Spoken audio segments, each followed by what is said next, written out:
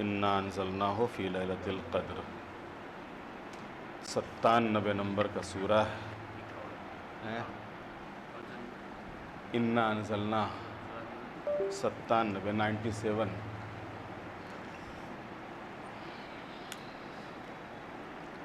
اعوذ باللہ من الشیطان اللعین الرجیم بسم اللہ الرحمن الرحیم انا انزلناہ فی لیلۃ القدر وما ادراک ما لیلۃ القدر لیلۃ القدر خیر من الف شہر تنزل الملائکۃ والروح فیہا بإذن ربہم من کل امر سلام ہی حتی مطلع الفجر۔ اس سورہ کا ترجمہ تقریباً آپ حضرات سنتے ہی رہتے ہیں اور یقیناً متوجہ بھی ہوں گے۔ اللہ تعالیٰ کے نام سے جو رحمان اور رحیم ہے، بے شک ہم نے اسے شب قدر میں نازل کیا، اور آپ کیا جانیں کہ یہ شب قدر کیا چیز ہے۔ شب قدر 1000 مہینوں سے بہتر ہے۔ اس میں ملائکہ اور روح القدس اذن خدا کے ساتھ تمام امور کے ساتھ نازل ہوتے ہیں۔ یہ رات طلوع فجر تک سلامتی ہی سلامتی ہے۔ اس سلسلے میں جو چیزیں بیان ہوئی یہاں کے اوپر مفسرین نے جو بیان کیا ہے، لیلۃ القدر، لیلۃ القدر کیا ہے؟ قدر و منزلت اور شرف والی رات، ایک ایسی رات کہ جس کا بڑا شرف ہے، جس کی بڑی اہمیت ہے، جس کی بڑی منزلت ہے، اس رات کو شب قدر کہا جاتا ہے،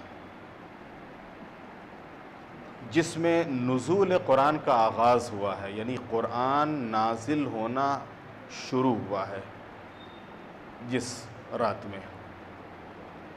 اگرچہ اس کی کئی تعبیریں ہیں کہ قرآن نازل ہوا تو آیا ایک ساتھ نازل ہوا، سورہ سورہ کر کے نازل ہوا، یا اگر نازل ہوا تو کہاں نازل ہوا، کس پہ نازل ہوا۔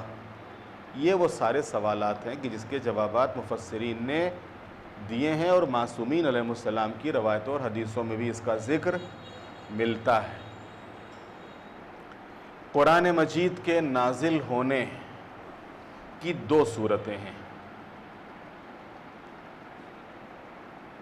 ایک ہے تدریجی نزول، ایک ہے دفعی اور ایک ہے تدریجی۔ دفعی کا مطلب ہوتا ہے ایک ساتھ قرآن کا نازل ہونا، یعنی پورے قرآن کا جو بھی اس میں یہ سورے ہیں، ان تمام سوروں کا ایک ساتھ نازل ہونا، یہ دفعی نزول، 114 سورے یہ ایک ساتھ نازل ہوئے۔ دوسرا جو نزول کا طریقہ اور انداز ہے تدریجی، سورہ سورہ کر کے آیت آیت کر کے نازل ہونا۔ تو یہ جو شب قدر میں نازل ہونے کی بات ہو رہی ہے، یہ کس سورے کی بات ہو رہی ہے؟ یہ کہاں کے نازل ہونے کی بات ہو رہی ہے؟ یہ نازل ہونا دفعی صورت میں ہے، دفعی یعنی ایک ساتھ۔ اچھا، اب ایک ساتھ جو قرآن نازل ہوا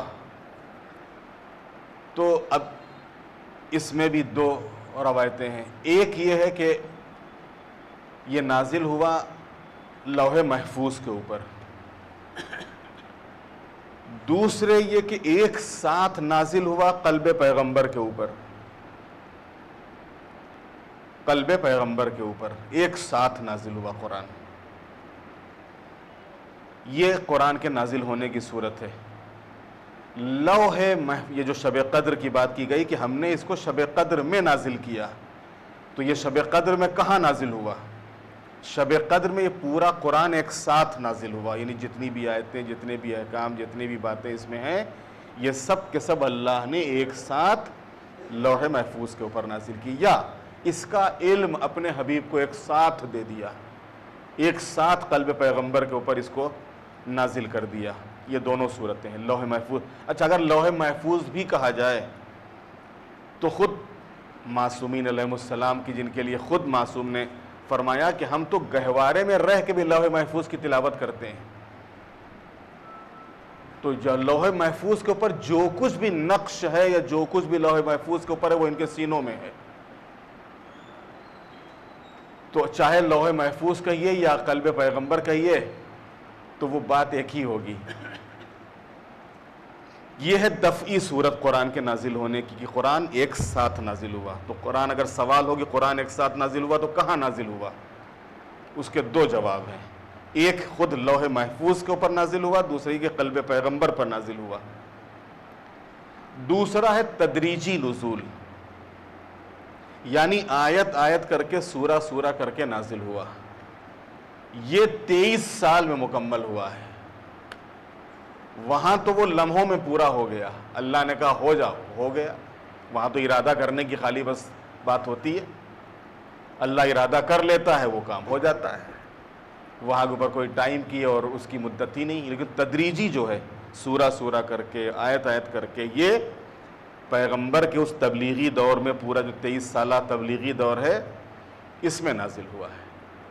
اب یہاں کے اوپر بھی بعض علماء نے بڑی اچھی یعنی تعبیر کی ہے اس کی کہ اب یہ جو آپ کہتے ہیں کہ سورہ نازل ہوا یا آیت آئی، تو سورہ تو نازل ہو ہی چکا ہے قلب پیغمبر پر، قرآن تو نازل ہو ہی چکا ہے پیغمبر کے قلب کے اوپر.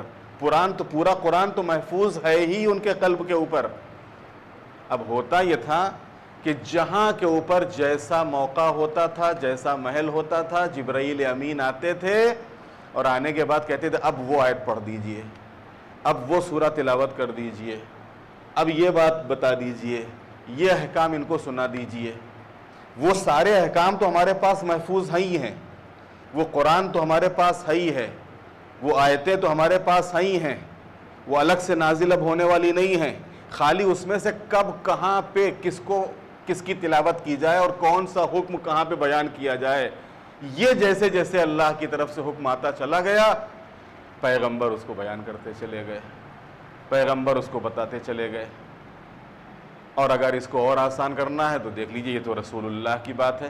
امیر المومنین جب دنیا میں تشریف لائے ہیں، خانہ کعبہ سے آپ کی والدہ آپ کو لے کے برآمد ہو رہی ہیں، خانہ کعبہ سے نکل رہی ہیں. ابھی قرآن نازل ہونا شروع تو نہیں ہوا تھا، ابھی اسلام تو نہیں آیا تھا، ابھی رسول اللہ نے تبلیغ تو نہیں شروع کی تھی. اور جیسے ہی رسول اللہ نے مولا علی کو اپنے آغوش میں لیا تو اس بچپن میں ابھی جو چند لمحوں کے، چند دنوں کے مولا امیر المومنین ہیں، اور پیغمبر کی آغوش میں آتے ہی فرمایا تھا کہ یا رسول اللہ کیا سناؤں، توریت کی تلاوت کروں، انجیل سناؤں، زبور سناؤں، قرآن پڑھوں؟ تو قرآن تو بھی نازل بھی نہیں ہوا. یہ وہی لوح محفوظ والا ہے کہ قرآن پڑھوں، یہ گہوارے میں رہ کے لوح محفوظ کی تلاوت کرتے ہیں. اور پھر آسمانی صحیفوں کی تلاوت اس طریقے سے کی کہ رسول اللہ نے فرمایا کہ اے علی، تم نے آسمانی صحیفوں کی تلاوت ایسے کی کہ جیسے ان کے انبیاء بھی نہ کر سکے، اور تم نے قرآن تو ایسے پڑھا جو قرآن پڑھنے کا حق ہے، قرآن کی تلاوت کا حق ہے. تو یہ جو ارشاد ہو رہا ہے کہ ہم نے اس کو شب قدر میں نازل کیا، تو شب قدر میں کہاں نازل ہوا؟ لوح محفوظ کے اوپر نازل ہوا، یا خود پیغمبر کے قلب مبارک کے اوپر ایک ساتھ یہ قرآن نازل ہوا. شب قدر ماہ مبارک رمضان کی 19، 21 یا 23ویں شب کو کہا جاتا ہے، جس میں نزول قرآن کا سلسلہ شروع ہوا. اور یہ شب قدر و منزلت میں 1000 مہینوں سے بہتر ہے. اس شب میں تمام مخلوقات کے مقدرات کا فیصلہ ہوتا ہے. مقدرات کا مطلب یعنی خود اللہ نے انسان کے سلسلے میں جو چیزیں رکھی ہیں، جو چیزیں لکھی ہیں، کچھ کا اختیار اپنے پاس رکھا ہے، لیکن کچھ چیزوں کا اختیار بندے کو دے دیا ہے. اور ہم اس میں چاہیں تو گھٹا بڑھا سکتے ہیں، اس میں ہم چاہیں تو گھٹا بڑھا سکتے ہیں، لیکن کچھ چیزوں کا اختیار اللہ نے اپنے پاس رکھا ہے. اس میں ہمارا کچھ چلنے والا نہیں ہے، اس میں ہمارا کوئی اختیار نہیں ہے۔ لیکن باقی زندگی کے بہت سے ایسے امور ہیں کہ اگر ہم اپنے کو سدھار لیں، اپنی اصلاح کر لیں، ہم برائیوں سے نکل کے اچھائیوں کی طرف آ جائیں، تو اللہ اس میں کہیں نہ کہیں سے اضافہ کر دیتا ہے، اس کو کہیں نہ کہیں سے بڑھا دیتا ہے، اس میں کہیں نہ کہیں سے برکت دے دیتا ہے، اور وہ چیزیں اسی کو کہتے ہیں تبدیلی۔ اسی کو کہا کہ تم چاہو تو اپنا مقدر خود اپنے ہاتھوں بنا لو، اور چاہو تو اپنا مقدر تم بگاڑ لو، اسی کو کہا گیا ہے۔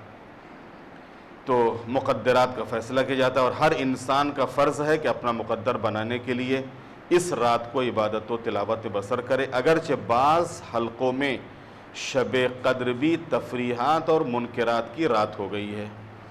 واضح رہے کہ اگر قدر و منزلت کے اعتبار سے ایک رات 1000 مہینوں سے بہتر ہو سکتی ہے، تو خندق میں علی کی ایک ضربت بھی عبادت ثقلین سے افضل ہو سکتی ہے، جیسا کہ سرکار دو عالم نے خود اعلان کیا تھا۔ ابھی تو ماشاءاللہ سے خیر بہرحال سبھی جگہ تھوڑی سی بیداری ہے، تھوڑا سا پہلے کی نسبت وہ جو لاپرواہی تھی، اس لاپرواہی اور غفلت سے نکل کے تھوڑا سا انسان عبادت کی طرف، اطاعت کی طرف، ورنہ واقعاً پہلے شب قدر کی جو اہمیت تھی، پتہ نہیں اس اہمیت کے نہ معلوم ہونے کی وجہ سے ایسا ہوتا تھا کہ اس رات کو تفریح میں گزار دیتے تھے۔ شب قدر کو کھانے پینے میں اور تفریح میں اور یہاں وہاں و مذاق مسخری میں پوری رات گزر جاتی تھی۔ لیکن خیر الحمدللہ ابھی تقریباً سبھی جگہ کے اوپر، اور چاہے وہ گجرات ہو یا دوسرے اسٹیٹ ہوں، ابھی کافی حد تک پہلے کی نسبت اصلاح ہوئی ہے، اور خود لوگ متوجہ ہوئے ہیں، اور اس رات کی قدر و منزلت سمجھ میں آئی ہے، اور اس کو بہرحال اب ہر انسان کوشش کرتا ہے کہ اس کو عبادت میں، اطاعت میں، دعا اور مناجات میں گزارے۔ اس کو واضح رہے کہ شب قدر میں تمام سال کے امور مقدر ہوتے ہیں۔ شب قدر میں 19ویں شب مقدر طے ہوتے ہیں، 21ویں شب میں فیصلہ ہوتا ہے، اور 23ویں شب احکام جاری ہوتے ہیں۔ یہ راتیں صرف امت پیغمبر کے لیے ہیں، باقی امتوں کو یہ شرف حاصل نہیں تھا۔ اس رات کا ہر عمل 1000 مہینے کے عمل سے بہتر ہے۔ اس کو ہلکا سمجھنا، اس کا اخفاء اس لیے ہوا ہے کہ انسان ہر رات میں عبادت کرے، جس طرح موت کے اخفاء سے ہر وقت، یعنی اب یہ شب قدر کو پوشیدہ کیوں رکھا گیا، یا شب 19 یا شب 21 یا شب 23، وہ اسی وجہ سے رکھا گیا ہے کہ تینوں شبوں میں کچھ نہ کچھ ہے، اور بندہ اس شب قدر کے بہانے سے تینوں راتوں میں اسی اہتمام سے عبادت کرے اللہ تعالیٰ کی۔ اس کو اخفاء رکھا گیا، اس کو پوشیدہ رکھا گیا ہے۔ اور اس رات سے مراد کرۂ زمین کا سایہ ہے، جو 24 گھنٹے مختلف مقامات پر باقی رہتا ہے۔ اس میں ملائکہ اور روح القدس اذن خدا کے ساتھ تمام امور لے کر نازل ہوتے ہیں۔ اب یہاں کے اوپر بھی مسئلہ ہے، ملائکہ نازل ہوتے ہیں اور روح الامین، یعنی روح القدس، روح الامین جناب جبرائیل۔ اب سوال یہ پیدا ہوتا ہے کہ جب تک پیغمبر حیات تھے تو جناب جبرائیل پیغمبر کے پاس آتے تھے، اب تو رسول اللہ حیات نہیں تو کس کے اوپر آتے ہیں؟ ہم لوگوں کے لیے، شیعوں کے لیے مسئلہ آسان ہے اور حل ہے، لیکن باقی دوسرے فرقوں کے لیے مسئلہ بنا ہوا ہے۔ یہ مسئلہ بنا، ہمارے لیے آسان ہے اس لیے کہ ہم رسول اللہ کے جانشینوں کو، کیونکہ رسول اللہ کے جانشین ہے، لہذا جب تک رسول اللہ حیات تھے رسول اللہ کے پاس آتے تھے۔ آج رسول اللہ حیات نہیں تو ان کا 12واں جانشین حیات ہے، جو ہمارے امام ہیں، ان کی خدمت میں آتے ہیں۔ لیکن باقی دوسرے مذاہب کے پاس اس کا کوئی جواب نہیں ہے، دوسرے فرقے والوں کے پاس اس کا کوئی جواب نہیں ہے کہ بھائی شب قدر میں روح الامین آتے ہیں، ملائکہ نازل ہوتے ہیں، تو کہاں نازل ہوتے ہیں، کس کے اوپر نازل ہوتے ہیں؟ یہ جو مقدر لکھے جاتے ہیں کہاں لکھے جاتے ہیں؟ کون سائن کرتا ہے؟ کون فیصلہ سناتا ہے؟ کون فیصلہ کرتا ہے؟ اس میں ملائکہ اور روح القدس اذن خدا کے ساتھ تمام امور کو لے کر نازل ہوتے ہیں۔ یہ رات طلوع فجر تک سلامتی ہی سلامتی ہے، یعنی صبح تک یہ پوری رات سلامتی ہی سلامتی۔ اس کے بعد جو سورہ ہے یہ ہے سورہ بینہ، یہ بڑی فضیلتوں والا سورہ ہے، اور اس سورے کے الگ الگ فضائل ہیں۔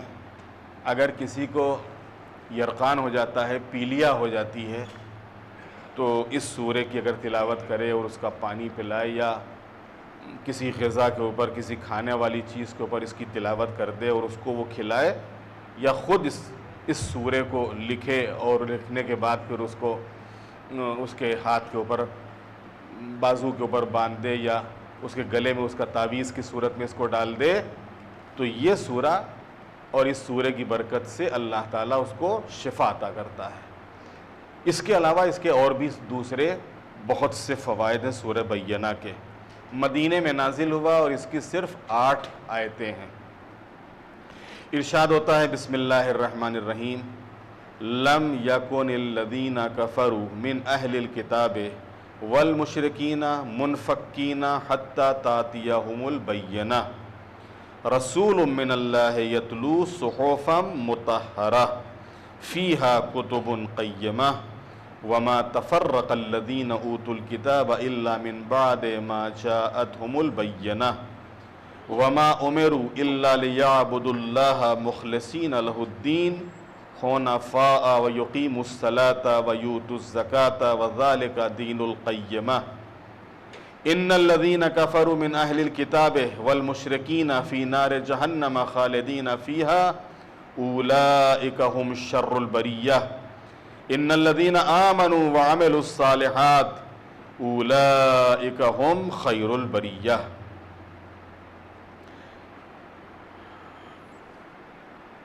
اہل کتاب کے کفار اور دیگر مشرکین اپنے کفر سے الگ ہونے والے نہیں تھے جب تک کہ ان کے پاس کھلی دلیل نہ آ جاتی۔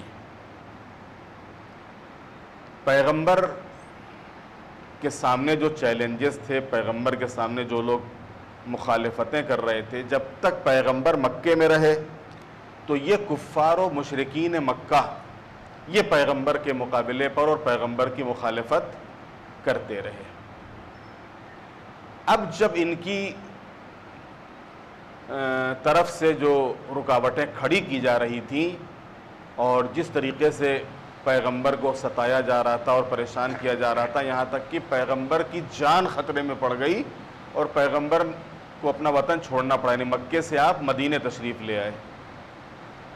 مدینے میں خالی کفار نہیں تھے، اور بھی دوسری قومیں تھیں، ان میں نصارہ تھے، نصارہ یعنی عیسائی، یہودی تھے اور خود کفار بھی تھے۔ مسلمان پہلے سے جب رسول اللہ مکے میں تھے تبھی سے وہاں اسلام پہنچ چکا تھا، اور مسلمانوں کی ایک اچھی خاصی بڑی تعداد وہاں مدینے میں اس وقت موجود تھی جب پیغمبر ہجرت کر کے تشریف لے گئے ہیں۔ تو جب تک یہاں مکے میں تھے صرف یہ کفار آپ کے مقابلے پہ تھے۔ اب جب پیغمبر مکے سے مدینے تشریف لے گئے تو رسول اللہ کے سامنے 3-4 محاذ ہو گئے۔ ایک تو وہ کفار تھے ہی، وہ مکے میں جو دشمنی پر آمادہ تھے اور وہ مدینے تک بھی آئے اور جنگیں بھی لڑی انہوں نے۔ دوسرے وہ جو یہود تھے وہ، تیسرے وہ نصارہ وہ۔ اگرچہ پیغمبر نے اپنی حیات میں یا اپنی تبلیغ میں کبھی بھی کسی بھی فرقے اور کسی بھی مذہب کے انسان کو ٹچ نہیں کیا، یا اس کے مذہب کو برا بھلا کہا ہو، یا زبردستی کی ہو، یا جبر کیا ہو کہ تم کو آنا ہوگا، اور یا کسی نے مارا ہو، کسی نے ستایا ہو کہ مار پیٹ کے ستا کے اسلام قبول کیا ہو کسی نے۔ کوئی ایک مثال بھی آپ کو نہیں ملے گی پیغمبر کی حیات میں، پیغمبر کی زندگی میں کوئی ایک مثال بھی نہیں ملے گی کہ کسی کو ڈرا کے، دھمکا کے، مار کے مسلمان بنایا گیا ہو، ایک بھی مثال نہیں ملے گی۔ تو کوئی خطرہ نہیں تھا۔ پھر یہ مخالفت کاہے کی تھی؟ مخالفت اس بات کی تھی کہ اسلام میں اللہ نے کشش رکھی ہے۔ اسلام میں خود کشش کا مطلب کھچاؤ، خود اسلام دوسروں کو اپنی طرف آکرشت کرتا ہے، کھینچتا ہے۔ جو اسلام کی عبادتیں ہیں، اسلام کے مول جو اس کے بیسز ہیں، یا باقی اور جو اسلامی احکام ہیں، یہ ساری چیزیں دوسرے انسانوں کو سوچنے پہ مجبور کرتی ہیں اور ان کو اپنی طرف جلب کرتی، کھینچتی ہیں، ان کو آکرشت کرتی ہیں، چاہے وہ اذان ہو، نماز ہو، حج ہو، جمعہ ہو، عید بقرعید ہو، باقی اور دوسرے ہمارے زندگی میں اور جو مسائل اور احکام ہیں وہ ہوں، خود پردہ، یہ تو الگ بات ہے، دشمنی کی بنیاد کے اوپر آج پردے کی مخالفت ہو رہی ہے، ورنہ خود پردہ بھی انسان کو کھینچتا ہے، اپنی طرف جلب کرتا ہے، اس کو ایک احترام، باقی اور دوسرے مسائل بھی۔ تو کیونکہ اسلام میں کشش ہے اور لوگ کھنچتے ہیں، تو یہی چیز وہاں کے اوپر بھی ہوئی۔ پیغمبر مدینہ تشریف لے گئے، پیغمبر نے کسی سے کے اوپر جبر نہیں کیا، کسی پہ زبردستی نہیں کی، پیغمبر اپنی بات کہہ رہے تھے اور سب سے میل محبت والی بات کرتے تھے، کیونکہ پیغمبر جب مکے سے مدینہ تشریف لائے تو پیغمبر نے مدینے میں آنے کے بعد پہلا کام یہ کیا کہ جتنے بھی دوسرے مذاہب کے لوگ تھے، یعنی یہود اور نصارہ اور وغیرہ وغیرہ، ان سے آپ نے ایک معاہدہ کیا، ایک قرار باندھی ان سے، اور ان سے مصالحت کرنے کے بعد، ان سے ایک سمادھان کرنے کے بعد کہا بھائی دیکھو تم ہمارے معاملات میں اور ہمارے دین مداخلت نہ کرنا، اور ہم تمہارے دین میں تمہارے معاملات میں مداخلت نہیں کریں گے، تمہارے لیے تمہارا دین ہے، ہمارے لیے ہمارا دین ہے، لکم دینکم ولی دین۔ یہودیوں کو ایک اچھا پیغام دیا، نصرانیوں کو ایک اچھا پیغام دیا، اس کے بعد پھر مسلمانوں کو جمع کیا، اور ان میں سے بھی جو مہاجرین و انصار تھے سب کو ایک دوسرے کا بھائی بنایا کہ تم سب آپس میں بھائی ہو، انما المؤمنون اخوہ، مومن آپس میں بھائی ہیں۔ تو پیغمبر کا یہ جو پیغام تھا محبت والا، بھائی چارے والا، یہ لوگوں کو اپنی طرف کھینچ رہا تھا، جلب کر رہا تھا، کہ اس وقت کا جو عرب تھا کہ جہاں چلتے ہوئے قافلوں کو لوٹ لیا جاتا تھا، کوئی کسی کی رسپیکٹ نہیں تھی، کسی کا احترام نہیں تھا، دنیا بھر کی خرافات اور برائیاں اس پورے سماج میں عام تھیں، اس میں کوئی مذہب بچا ہوا نہیں تھا، جتنے بھی اس وقت مذہب تھے، چاہے یہود ہوں، نصارہ ہوں، کفار ہوں، یہ سب اس میں شریک تھے۔ پیغمبر ختمی مرتبہ جب تشریف لائے اور انہوں نے تبلیغ شروع کی تو دیکھتے تیزی کے ساتھ یہ برائیاں ختم ہونے لگی، چوریاں کم ہو گئیں، وہ جو ڈکیتی ہوتی تھی، راہزنی ہوتی تھی، سرے راہ بیٹھ کے قافلے لوٹ لیتے تھے، وہ بند ہو گیا، جو شراب پی جاتی تھی، نشہ کرتے تھے، گھر والے عاجز، خاندان والے عاجز، عورتیں عاجز، وہ شراب بالکل ایک دم لوگوں نے چھوڑ دی۔ تو وہ ساری، اب ظاہر سی بات ہے اگر یہ چیزیں ختم ہو جائیں تو کیسا ماحول ہو جائے گا؟ ہر انسان کو چاہے گا کہ یار کتنا اچھا ماحول ہے اور کتنی اچھی بات ہے اور کتنا اچھا دھرم اور کتنا اچھا مذہب ہے۔ وہی ہوتا تھا، لوگ خود بخود رسول اللہ کے پاس آتے تھے یا کسی رسول اللہ کے صحابی سے گفتگو کرتے تھے اور اسلام قبول کر لیتے تھے۔ یہی چیز ان کفار و مشرکین کو، یعنی جو یہود اور نصارہ تھے، ان کو کھلتی تھی کہ ہماری آبادی روز بروز کم ہوتی جا رہی ہے، ہماری تعداد کم ہوتی جا رہی ہے، روز ان کے دیکھیے اضافہ ہوتا جا رہا ہے اور ان کے لوگ بڑھتے جا رہے ہیں اور ہمارے لوگ کم ہوتے جا رہے ہیں۔ اس کی بنیاد پر انہوں نے یہ ساری مخالفتیں شروع کی، یعنی جنگیں جو ہوئی ہیں وہ اسی مخالفت کی بنیاد کے اوپر ہوئی ہیں کہ اگر ہم نے ان کا مقابلہ نہیں کیا تو کل تو ہمارا وجود ہی ختم ہو جائے گا اور ہم رہیں گے نہیں، سب انہی کے ہو جائیں گے۔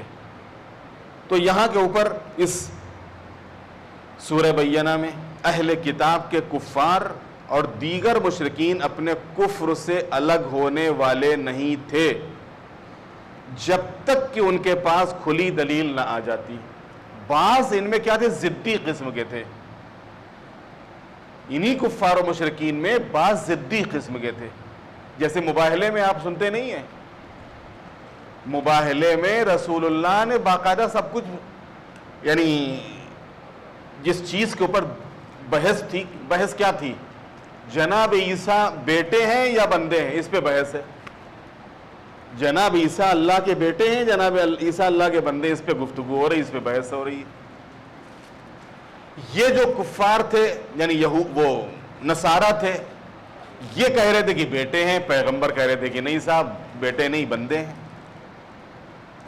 اور گفتگو کا سلسلہ آگے چلا، بحث چلی، رسول اللہ نے دلیل دی، دلیل ماننے کے لیے تیار نہیں ہوئے. کہ بھائی تم لوگ کہتے ہو کہ جناب عیسیٰ کے والد نہیں تھے، تو اس وجہ سے جناب عیسیٰ اللہ کے جو ہے وہ بندے نہیں بیٹے ہیں. تو جناب آدم کے تو نہ والد تھے نہ والدہ تھی، ان کے تو کوئی نہیں تھا، نہ ماں تھے نہ باپ تھا. تو اگر تم کو بیٹا کہنا تو آدم کو بیٹا کہو. جب آدم بغیر ماں باپ کے دنیا میں آتے ہیں اور وہ بیٹے نہیں بندے کہلاتے ہیں، تو عیسیٰ کے اندر کم سے کم ماں موجود ہے، پھر عیسیٰ کو تم بیٹا کیوں کہتے ہو؟ لیکن ضدی وہی ماننے کے لیے تیاری نہیں. پیغمبر نے کہا ٹھیک نہیں مانتے ہو تو آپ مباہلہ کر لیتے ہیں. مباہلے کے بعد بھی ہار گئے، لیکن اپنا عقیدہ نہیں چھوڑا انہوں نے. ضد، ہٹ درمی. تو اہل کتاب، کفار اور دیگر مشرکین اپنے کفر سے الگ ہونے والے نہیں تھے جب تک کہ ان کے پاس کوئی کھلی دلیل نہ آ جاتی. اب یہاں کے اوپر جو فٹ نوٹ ہے اس میں کیا چیز ہے اس کو پڑھ لیں پھر تاکہ آگے کی بات سمجھ میں آ جائے. اہل کتاب اور مشرکین دونوں مختلف اعتبار سے پیغمبر اسلام کی آمد کا انتظار کر رہے تھے. بہت اچھی بات ہے. یہ جو یہودی تھے یہ بھی انتظار کر رہے تھے، جو عیسائی تھے وہ بھی انتظار کر رہے تھے. کس کا؟ پیغمبر کے آنے کا. پیغمبر کے آنے کا مطلب کیا؟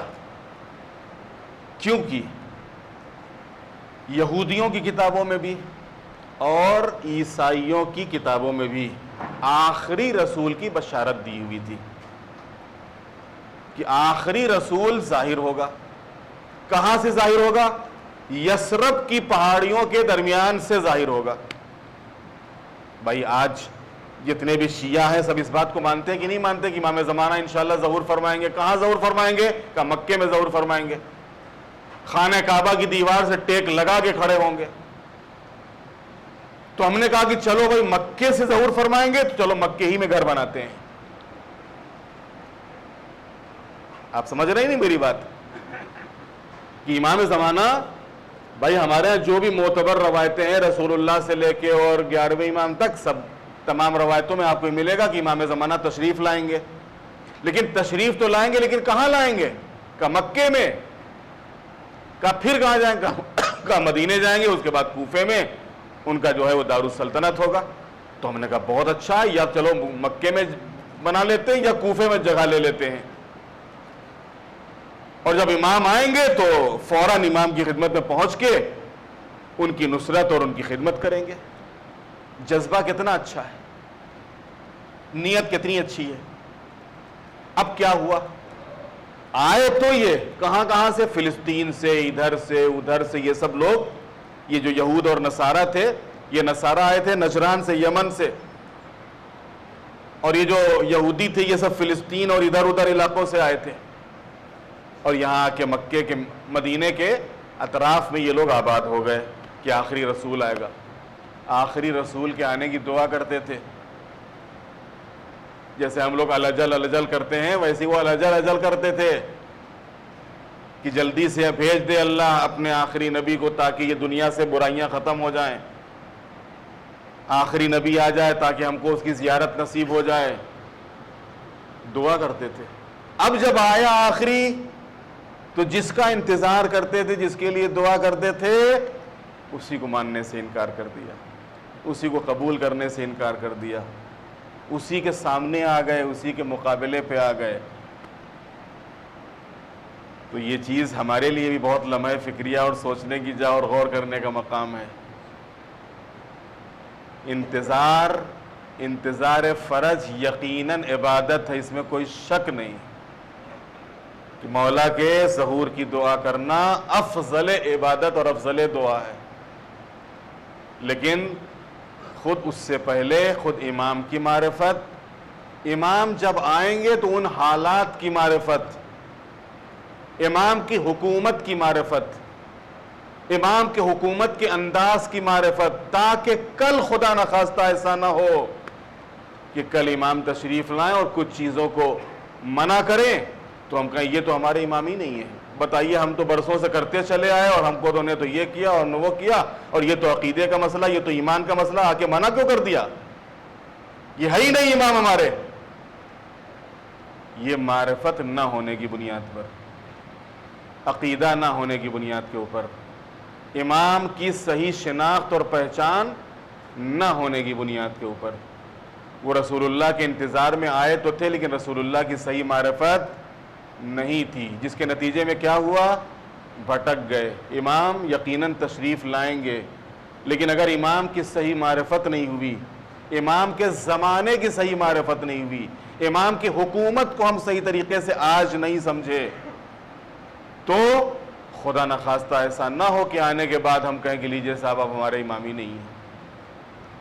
کیونکہ اپنے کو ہم اس لحاظ سے اس غیبت کے زمانے میں آمادہ کریں اور تیار کریں کہ کل امام جو بھی حکم دیں اس کو ماننے کے لیے تیار ہو جائے۔ میں نے کہا یہ بند، ٹھیک ہے آپ کہہ رہے ہیں بند تو بند، اب اس پہ کوئی حجت اور دلیل اور ہمارے دل میں خدا نخواستہ ان کی طرف سے کوئی ایسی صورت نہ پیدا ہو کہ ارے صاحب ہم تو بتائیے انہوں نے یہ بند کرا دیا، بتائیے انہوں نے یہ بند کرا دیا، اور بند کرائیں گے، بہت سی چیزوں کو بند کرائیں گے۔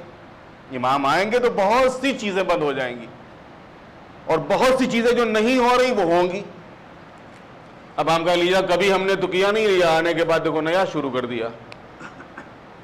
تو لہٰذا یہ چیزیں کہاں سے، کس سے تعلق رکھتی؟ امام کی معرفت سے تعلق رکھتی ہیں کہ ہمارا سینہ کشادہ ہو، ہمارا سینہ کھلا ہوا ہو، ہم باتوں کو سمجھنے کے لیے تیار ہو۔ امام کی معرفت، امام کون ہوتا ہے، امام کا مقام کیا ہوتا ہے، امام کا مرتبہ کیا ہوتا ہے، امام کے حکم کی اہمیت کیا ہوتی ہے، امام جب تشریف لائیں گے تو اس وقت کے حالات کیسے ہوں گے، امام کی حکومت کا انداز کیا ہوگا، کون لوگ حاکم ہوں گے، کون لوگ ان کے ناصر ہوں گے، کون لوگ کس طریقے سے امام کی حکومت پوری دنیا کے اوپر قائم ہوگی، ان تمام چیزوں کو سمجھنا اس غیبت کے دور میں، تاکہ امام کے ظہور کے بعد ہم بھٹکنے نہ پائیں، راہ سے بے راہ نہ ہونے پائیں۔ تو یہود اور نصارہ کیا تھا؟ بھٹک گئے۔ جو آئے تھے رسول اللہ کا انتظار کرنے کے لیے وہ رسول اللہ کے مقابلے پہ آ گئے۔ بعض روایتوں میں ہے ایسے روایتیں ہمارے ہاں بھی کہ خود امام کے ظہور کی دعا کرنے والے بہت سے ایسے ہوں گے کہ جو امام کے ظہور کے بعد خود امام کی امامت کا انکار کر دیں گے کہ آپ ہے ہی نہیں امام، یا امام کو آگے مشورہ دیں گے کہ ابھی آپ کیوں تشریف لے آئے، یا امام اگر کسی چیز کو روکیں گے تو وہ رکیں گے نہیں، امام اگر کسی چیز کا حکم دیں گے تو اس کو مانیں گے نہیں۔ اس غیبت کے زمانے میں تو چل جاتا ہے کہ آپ کچھ مانو نہ مانو، اپنی جتنی منمانی کرنا ہے کر لو، لیکن امام کے ظہور کے بعد یہ منمانی نہیں چلے گی۔ تمہارے نہ ماننے سے کوئی ایسا نہیں ہوگا کہ امام زمانہ نہ منوا سکے۔ آج ایک مرجع نہیں منوا سکتا، ایک مولوی نہیں منوا سکتا ہے، لیکن وہ امام زمانہ ہوں گے، اس زمانے میں تو ماننا ہی پڑے گا، سب کو قبول کرنا پڑے گا، سب کو۔ اس لحاظ سے اپنے ذہن کو، اپنے دل کو آمادہ کرنا، تیار کرنا امام کے لیے۔ بس جلدی سے ختم کر دوں تو اہل کتاب اور مشرکین دونوں مختلف اعتبار سے پیغمبر اسلام کی آمد کا انتظار کر رہے تھے اور ان پر ایمان لانے کے لیے آمادگی کا اظہار کر رہے تھے کہ جلدی سے آئیں تو ہم ایمان لے آئیں، لیکن جیسے ہی آپ نے پیغام الہی کو پیش کیا سب منحرف ہو گئے اور آپس میں بھی اختلاف شروع کر دیا، جبکہ انہیں باطل سے اعراض کرنے، باطل سے منہ موڑنے اور حق کی عبادت کرنے کا حکم دیا گیا تھا، اور ان سے یہ مطالبہ کیا گیا تھا کہ شرک کی روش کو چھوڑ کر اخلاص کے ساتھ عبادت کرو، اور اخلاص بھی فقط دل و دماغ کے اندر نہ رہ جائے بلکہ عملی طور پر بھی سامنے آئے۔ نماز قائم کرو، زکوٰۃ دو، یعنی حق اللہ کا بھی خیال رکھو اور بندگان خدا کا بھی حق ادا کرتے رہو کہ بہترین خلائق بننے کے لیے یہ دونوں باتیں لازمی ہیں، اور تنہا ایمان کافی نہیں ہے بلکہ عمل صالح بھی ضروری ہے۔ چنانچہ اب کیا ہوا، جب تک کہ ان کے پاس کوئی کھلی دلیل نہ آ جاتی، اللہ کی طرف کا نمائندہ جو پاکیزہ صحیفوں کی تلاوت کرے جن میں قیمتی اور مضبوط باتیں لکھی ہوئی ہیں، اور یہ اہل کتاب متفرق نہیں ہوئے، بکھرے نہیں، مگر اس وقت جب ان کے پاس کھلی ہوئی دلیل آ گئی۔ اب تک تو یہ سب ایک تھے، لیکن جب دلیل آ گئی، رسول اللہ آ گئے، ایک واضح ثبوت آ گیا، اب یہ سب متفرق ہو گئے، اور انہیں